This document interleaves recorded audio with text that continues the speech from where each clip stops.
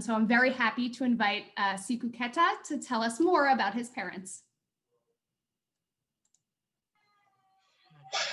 Thank you, Ms. Wright. I'd just like to say before I start the speech that I'm very thankful for my family and all the things that they have done for me. And it's been a very difficult ride for not only me, but for them through this whole NJ Leap transition. Uh, Hi, I'm Siku Keta, and I'm in 7th grade.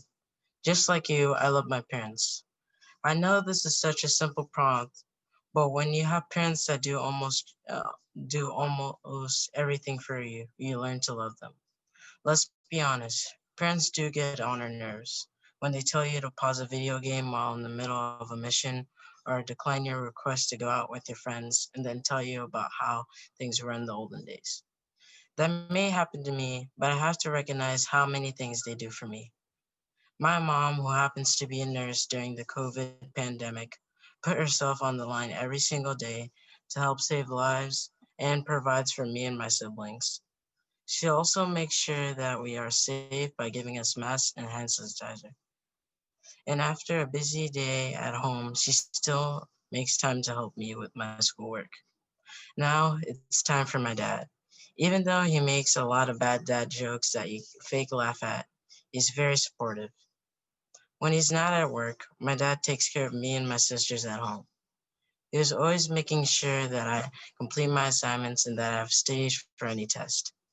And he doesn't only help me, he helps my sisters complete their work too. My dad has really encouraged me to learn more. Before, I never used to read, and every time I had an assignment, I used to have my mom check it over for me. But then my mom started working later hours, and only my dad was around to help. He pushed me to do my work independently and find the answers for myself. This helped me evolve not only as a student, but as a writer also.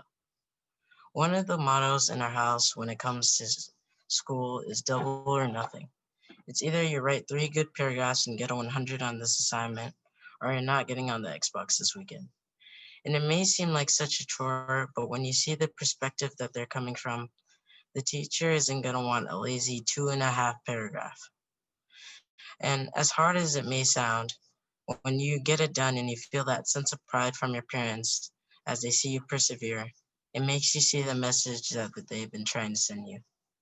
For example, I used to hate writing assignments. It was to the point where I was missing a major writing assignment and it turned my grade from a solid 84 to a 58. And of course, my parents were concerned and turned to the teacher. He said I had a lot of ideas, I just didn't like to write them down on paper. Seeing my parents' disappointed faces changed something in me. I started doing my assignments and my grade went up 20 points.